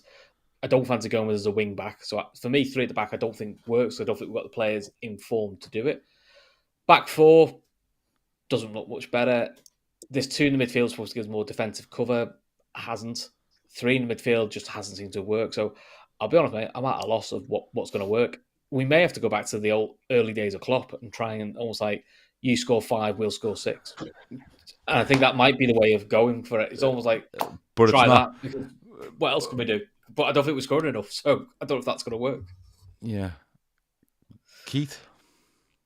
The reason I don't agree with Matt, right? The reason I don't agree is Jurgen Klopp does not play a back three. For Liverpool to switch to a back three, I think it has to be a conscious decision in the summer, and you have to walk your bollocks off on it. I don't know where you walk on this. We've had too many games. Do you know what I mean? We switch to a three now. I think it just causes huge problems. We don't have the personnel to do it, in my opinion. We don't have the wide players. Never mind the three at the back. Three at the back is a very defensive system. It's too defensive. It takes away from the attack. The reason I wouldn't do it is just because I don't think Klopp would play that way. It'd stink of Brendan Rodgers for me. It would stink of Rodgers where I just throwing shit at a wall and seeing what can stick. I understand the idea and the thinking behind playing three at the back. More defenders in there makes you harder to break down, but it doesn't, because you have to have centre backs that are comfortable in playing that. Well, I just think we need to go back to fucking basics. Do you know what I mean? I think too many players in there are playing on their name and playing on their reputations. I think others are being scapegoated, like Joe Gomez, I felt, was scapegoated over Napoli when I felt it was the right back who was the problem. I think Virgil van Dijk, I mean, we're playing Man City next weekend. He hasn't lost at Anfield. Fucking drop him. Let him keep his little record, because he's been absolute pony. For us, he's been no good. So, but there's too many of them have been no good. I like Chris, I can't see sort of where we can fix this, because we don't have the players. We don't have the options that we can put. We don't have options out wide, right? We've no options to go out wide now that Diaz is gone. We don't trade the back away. You would trade, but even trade at the back, who plays wide? Do you know what I mean? It trade the back with James Milner as a wing back. You joking me? It doesn't work for me. I agree. Everyone can have their opinion, right? I'm not for shooting down opinions unless it's Matt and a silly three at the back. But, to be fair, I don't think it's going to happen, but it's so baffling how fucking garbage we are at defending. Yeah. That it seems like a drastic measure needs to happen. But you know what? I think today is a perfect example of why we're so bad at the back, because we're not defending from the front anymore. And I think we just need players. You know, we've said before Rangers, wasn't it? We said that we don't want to see 4-3-3 again with the same players in the same positions. We want to see something different. And we switched the what we thought was a 4-2-3-1. It's 4-4-2 apparently, which is fucking disgusting as well. But because it has a double pivot in midfield, we need lads to come in, and we need our big players to play. Like Fabinho needs to turn up. Kieran B is saying it. He's being class for us, but he's being shy, and that's it. I mean, if in fantasy world, in FIFA 23, if you're picking a Liverpool team and you look at it and you'd go, "Is Thiago and Fabinho has it all there in a two-man midfield?" Love that. It's not happening on the pitch, you know. I'd go 4-2-3-1, and I would say, right, we don't have wide players. Put the fucking young fellas out there and let them just do what they need to do. Put Salah centrally, because he is not doing anything. Fucking nothing on the wing. Like, he's doing less than nothing. He's absolutely terrible. He's not getting involved in games. He's not getting, you know, he's not unpredictable at all. He's getting out so wide. It's a little cutback, that's it. He's fucking so easy to play against. So maybe put him in the 10. Do you know what I mean? Put him in the 10. Put fucking Elliot out there, or Carvalho out there, or Carvalho on the other one. We're running out of players. I don't know where we're putting these. But I just think we need to just focus on working from the front and trying to work our way back, because we need what we were good at. And I'm talking about Liverpool from when Ian Rush played for us. Ian Rush was our first line of defence. Jurgen Klopp's teams, your attacker. Bobby Firmino was our first line of defence. Sadio Mane, you're getting past these boys. You are working hard to get past them. Now they're not. It's easy to get past us. It's easy to expose us. It's the whole fucking team is muck at the moment, and I don't know how we're going to change it. We're playing Rangers. They're the worst team I've seen against us in years. They were like a League Cup team without any fight. But we're playing up in their place, and they're going to be licking their lips to play us. Do you know what I mean? January could be big. Sorry, go ahead, Chris. as Klopp had said before the game, we'll have to go the same 11, but we'll definitely be making changes. So Christ knows what team we're going to put out when he's lost Diaz and Trent as well, because now he's got to cover for City at the weekend. Yeah, exactly, and that's the problem. And this is what it's going to come down to. This brings us, like, January isn't far away, and people will laugh. We're not going to do anything in January. I think we're going to have to do something in January. Arthur Mello is out for 4 months. I'm assuming he's being checked out of his hotel and sent back to Turin because he's not worth a shite to us. He's not worth it to us now. You know, it's terrible for that fella. No, I can see that loan being cut short. It has to be. It has to be. It's no use because you're probably looking at February before he comes back, and then he has to get certainly not getting a €37 million permanent deal. That's for fucking. No. Well, I have to be honest. Like, you make interesting points. You all do, right? In the next 4 weeks, which is probably about 7 games or 8 games at this fucking stage, right? We're not going 3 at the back. But I just want them. I want them as a squad to take more responsibility in a defensive sense, and if that means setting up in a slightly more defensive way, absolutely fine. But we can't continue to, like, I had no problem with the line today in those 4 forwards, right? No problem. Yeah. No. But if you're putting them 4 forwards in the pitch, you have to make sure that the other 6 guys in the pitch are going to defend for you. Because them 4, Salah's not going. Salah comes back, but he's not going to be, racing back to fucking defend all the time. Diaz the same, because you're looking for Diaz and Salah to expose. Jota might need to drop back in a little bit.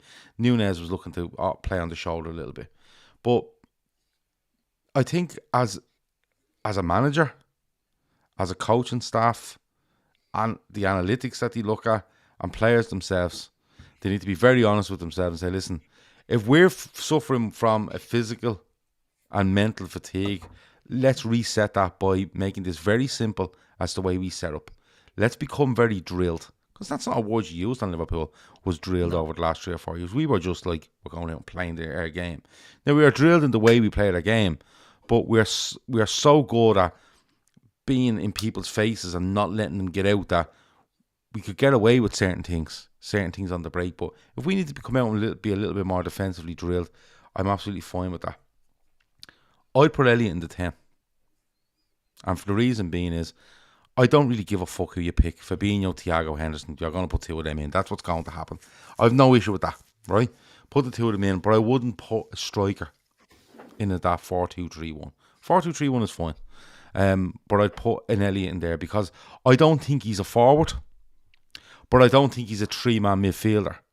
But I think he could suit with 2 holding behind him, where he's good technically, he's low centre of gravity, he can move with the ball, he's an eye for a pass, he's a good left foot. I think I'd try Elliott in there. Because, in fairness to him, while it's chopped and changed, I think he's been quite good when he's played this season. The only times he really hasn't impressed when he's coming off the bench now in the last couple of weeks. I'd try him in there just for the sake of, I don't think he's physically and mentally fatigued. And if you want to get some of those players on the pitch, he's one of them. But you have to keep Salah on the pitch. You have to keep Jota on the pitch. Nunez, Firmino, if they have to chop and change, absolutely fine. They're not going to drop Van Dijk. They're going to probably put Kanate in beside him. Trent might be injured. Get that Ramsey fella fit and play him. Because if you sign him as a right back and he's in your first team squad, he plays. Simple as that. And Robertson may be back. That's what I would do in the short term. In the longer term, and I don't mean to be bad, and I don't mean to this to sound like fucking outrageous, these players could cost him his job. And I don't mean that to be fucking sensational and, sensationalist. They could cost him his job. Because it could get to the stage where, not that it's Jurgen Klopp's ability as a manager, because I think as I've said, he's the best football manager we've had since Paisley, and I stand by that. But he's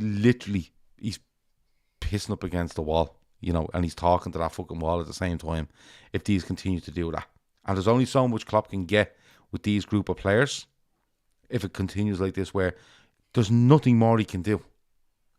So I think Klopp needs, over a longer period of time, i.e. the next 8-9 months, with that break in the middle for a transfer window, Klopp needs to really evaluate as to what players are showing up.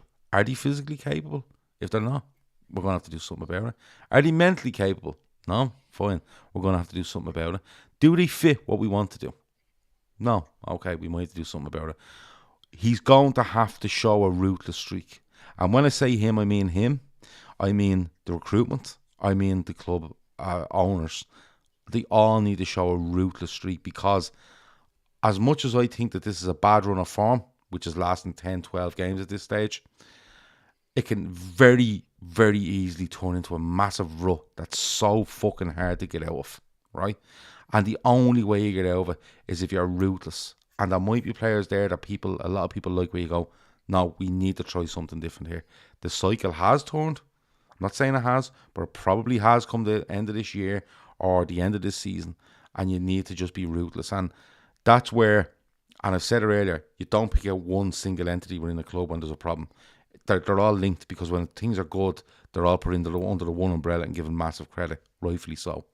But I think over the next possibly 3 months, definitely 9, there's going to have to be a ruthless streak here. And if there's a ruthless streak, you may see some decisions that will kind of make you go, well, but it will also show that we're willing to move on from players if, through no fault of their own, they've ran and they've hit a wall. That's my take on it. Well, who are you talking about, Gav? Who are you hinting at? It feels like you got a big name that you're... No, I'm not hinting at any big player. I'm not hinting at any player. But what I'm saying is... Because I'm wondering if it's Virgil. Because to me, the biggest question mark in our team is what the fuck has happened to Virgil van Dijk? No, I think I mentioned it earlier. I think we were right to call these guys leaders and captains and all this sort of thing. But I think, while you said earlier, it's impossible for all these players to just hit a wall at the same time. I agree with that. But but for them all to look a bit meek, a little bit timid, altogether, I don't think is impossible, because they're all looking at each other going, well, you're not fucking doing it 100%. And who am I to listen to you when you're not fucking doing it? And that can gather pace very quickly.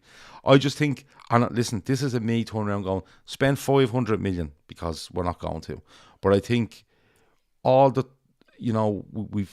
there's loads of rumours around Jude Bellingham and this rebuild and this stuff like that. And we have signed players to rebuild. The likes of Carvalho, the likes of Nunez, Diaz. They've all been signed as Kanate. They've all been signed as part of a rebuild. But I think when we get down to it, at the end of this year, going into January, and definitely getting into the start of next season and that transfer window that's coming up, this period is going to tell Jurgen Klopp a hell of a lot about himself, about players that are there, and the amount of time they're at the club, and maybe you do something about it. The recruitment, the owners, it's going to tell them a hell of a lot, and it's going to tell us a hell of a lot in the next 9 months. So, and that's key. Do you know what? I think the recruitment is key, because Julian Ward now finds himself third place behind Aidy Ward and Danny Ward in the Ward shitebag list of Liverpool FC, because he has not covered himself in any glory with the squad building. I'm a huge fan of Darwin Nunez, but if we didn't have money to build our squad, and we just do Darwin Nunez and Fabio Carvalho and who else, Calvin Ramsey, and we've left ourselves so short, I think January is going to have to be busy. Has to be, with Arthur going back and players now picking up knocks. January has to be busy, and I think it'll tell us if this fella has the minerals or not. Yeah, but somebody said earlier that I think it was Billy Hogan done an interview back in whenever it was, and said that they always have precautions in place if you don't make the top 4. Why was he saying stuff like that? I don't think that's a bad thing. I don't think it's a bad thing if you have precautions in place if something doesn't go right. But you get away with it once. Yeah. But if it continues into a second season or a third season and 5, that's when you really fucking start to struggle, both financially off the pitch and on the pitch. And that's what Liverpool have to avoid. Now, listen, we're sitting here 6 points off the top 4, right? With probably the worst start in the Premier League in probably fucking 10 years, right? It's not all lost. But we need to, Keith's right, we need to go back to basics. Chris is right in saying, you can't see a formation that stops us from leaking goals. Matt just wants 3 at the back, and you never know, you might see it. He's just going to keep knocking it up. And every time he puts it up, all I think of that song is ATB, Till I Come. But look, there's probably loads of ways out of this, but it's all down. It's going to be down to Klopp, his coaching staff, and the players. Yeah, you know, exactly. And can't let them off the hook. It's probably going to come down to the players being honest with Klopp, and Klopp being a little bit more honest with the players as to, you probably can't do this anymore. And if you can't, then you're the only option we have to evaluate and we have to adjust. That's where the 3 at the back probably thing comes in, but I don't think that happens. As much as I'd like it to happen from Matt, I just don't think it happens. I didn't want to say this, but I did enjoy that show because it's good to have the chats. A couple of things before we go though. I want to touch on something that happened earlier in the week in Donegal, because there's one girl in that seems to be a massive Liverpool fan, and it's a massive tragedy that happened in, and I hope I'm saying this right, Creaslock in Donegal, where it looks like a tragic accident, an explosion at a garage, service station. Petrol station, has claimed the lives of 10 people. Horrific scenes from there, and you know what? When you start thinking about things like that, and then you're thinking about who should play in the 10 for Liverpool, it kind of pales into insignificance, you know. But the people have been named in that tragedy, the 10 that have passed away, and you know, we're a podcast that we broadcast out of Ireland. Donegal is in the north of Ireland, for anyone that doesn't know, and it was just horrendous to watch what was going on there during the week, and some of the stories of the hospital staff nearby, the emergency services, hotels not taking bookings and giving free rooms away to first responders, which was just a community pulling together, and a wider community as well, not just Donegal. We've seen emergency services come from the other side of the border in Northern Ireland, help coming from there as well, help coming from further away in the Republic of Ireland. So I just wanted to say, like, the names have been released. It's Catherine O'Donnell, James Monaghan, Robert Garvey, Shauna Flanagan Garvey, Leona Harper, Jessica Gallagher, James O'Flaherty, Martin McGill, Martina Martin, and Hugh Kelly. I hope that's all the names, because that's the ones that are being listed. But you know what? It kind of shows that, yeah, football is important to a lot of us, but when things like that happen, it really does show the real importance in things that go on in life. So I want to send their condolences to everyone in that community that's been affected by it. And you know what? There's one or two that I think listen to our podcast that are friends with people, or friends of the families that have had people pass away and that. And we just want to say rest in peace to all of them, because I didn't want to let this week go without commenting on that. But we didn't want to comment on it too early, because, you know, you end up nearly watering it down by mentioning it 3 or 4 times. You wanted to give it a proper say. Well said. The last thing is Bobby's Wish to Walk. Now, when we took this on, it was at around €30,000. We're not completely responsible for what's gone on. We've tried our best to help, push it, get people to donate, throw the word out there across. He's on our screen on shows, he's on our social media, you know, Instagram, Facebook, Twitter, LinkedIn, everywhere you can find us. We've tried to push for Bobby Smith, who's 7, to go to America and get his life-changing surgery, very similar to the one that we helped with Sienna last year. And incredibly, he's about €1,400 short of his target when I checked before tonight's show anyway. €1,400 short of €150,000, which genuinely will change this child's life forever. Trust me, changes this child's life forever. And I think we owe it to Bobby to get this 1,400 done, whether it's just through us getting people to donate or the amazing fundraisers that have been done. We get this done. It's the 9th of October.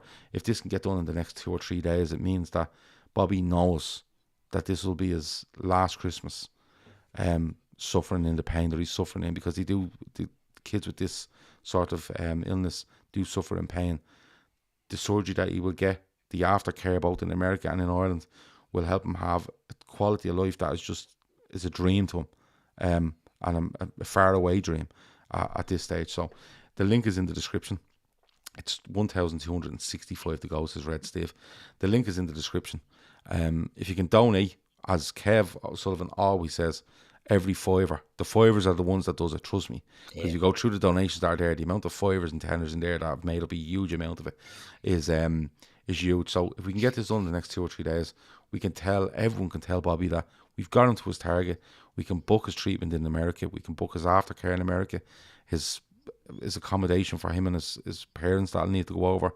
His aftercare and physio when he comes back to Ireland. And hopefully next October we're seeing videos of him like we see with Sienna, where he's running around, climbing frames, diving off stuff, wrecking people's heads, which is the best bit of it all.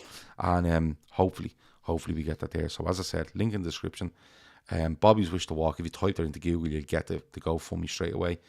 Throw a $5 or a $10 or whatever you can in. And if you can't, just send it to everyone you know.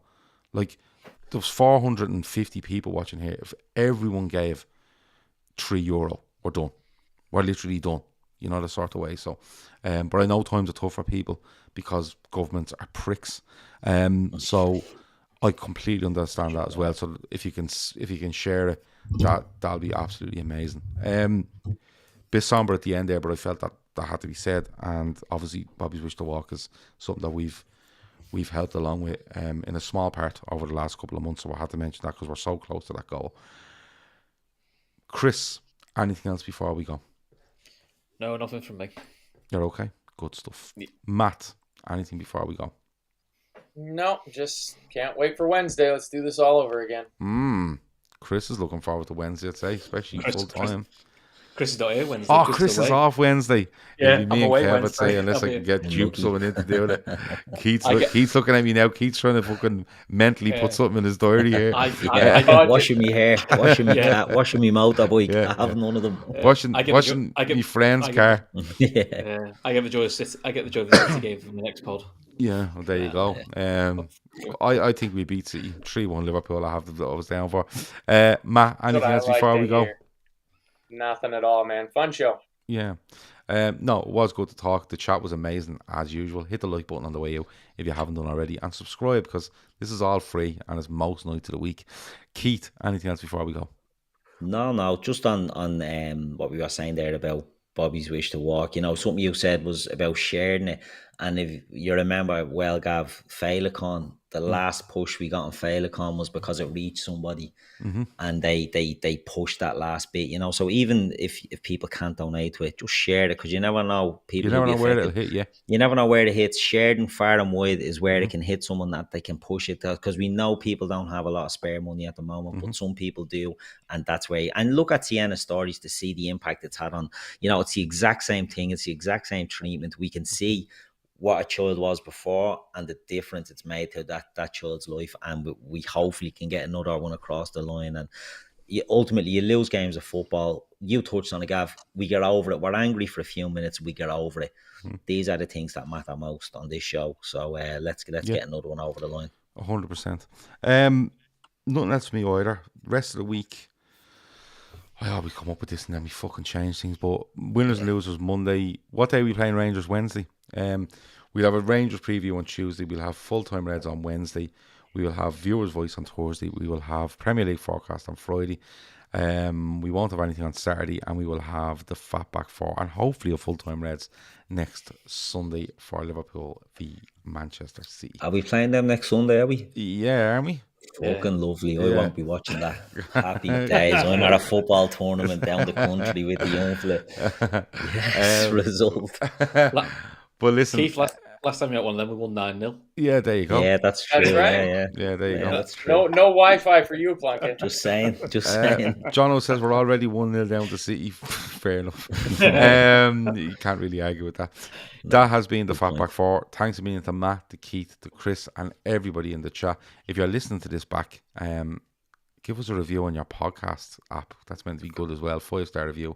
Tell us we're deadly, and that helps us as well. But like, subscribe, share the Bobby's thing, and we get him over the line before Christmas. That's it. Talk to you in a bit. Over now.